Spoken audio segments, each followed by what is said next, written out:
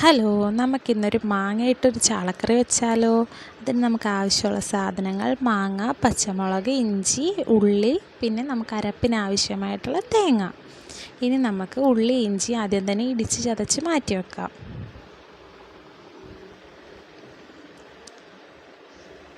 പിന്നെ അരപ്പിനാവശ്യമായിട്ടുള്ള തേങ്ങയിലോട്ട് കുറച്ച് മുളക് പൊടി,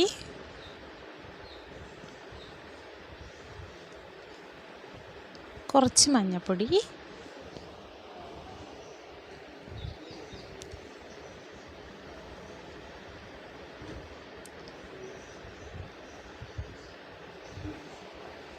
കുറച്ച് മല്ലിപ്പൊടി,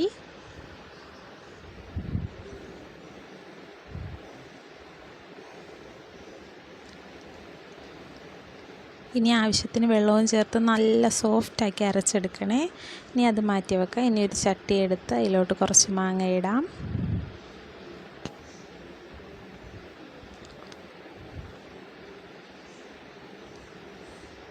ഇനി ഇതിലോട്ട് 2 പച്ചമുളക് അരിഞ്ഞിടാം.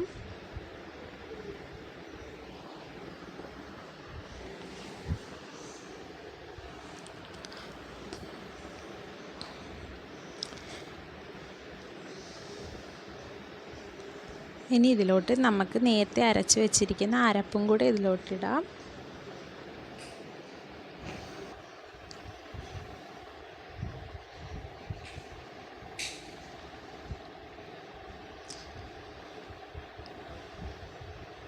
ഇനി നമുക്കിതിലോട്ട് ആവശ്യത്തിനുള്ള വെള്ളം ഒഴിച്ചു കൊടുക്കാം.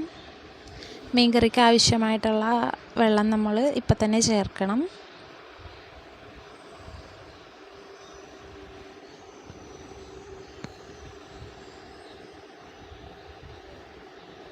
ഇനി ഇത് നന്നായിട്ട് ഇളക്കി യോജിപ്പിക്കാം.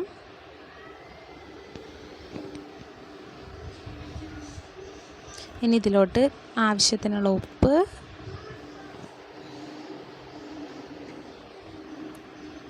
ഇനി ഇത് നമുക്ക് അടുപ്പത്ത് വെച്ച് തിളച്ച് വരാനായിട്ട് വെയിറ്റ് ചെയ്യാം. കുറച്ച് കറിവേപ്പിലയും കൂടെ ഇട്ട് കൊടുക്കാം.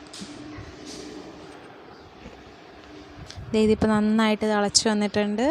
ഇനി ഇതിലോട്ട് നമുക്ക് മത്തി അഥവാ ചാള പെറുക്കി നമുക്കതിലോട്ട് ഇട്ട് കൊടുക്കാം.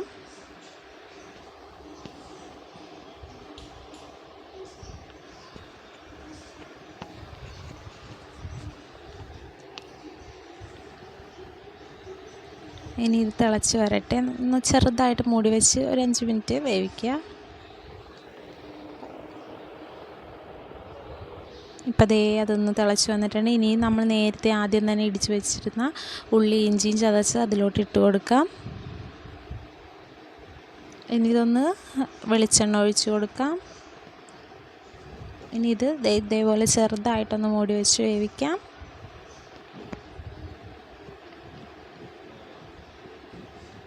ഇതാ നമ്മുടെ മാങ്ങയിട്ട് വെച്ചിരിക്കുന്ന മത്തിക്കറി റെഡിയായി. ഇതിനി എന്തിൻ്റെ ഒപ്പം വേണമെങ്കിലും കൂട്ടാം. ചോറിൻ്റെ ഒപ്പമോ കപ്പയുടെ ഒപ്പമോ എന്തിൻ്റെ കൂടെ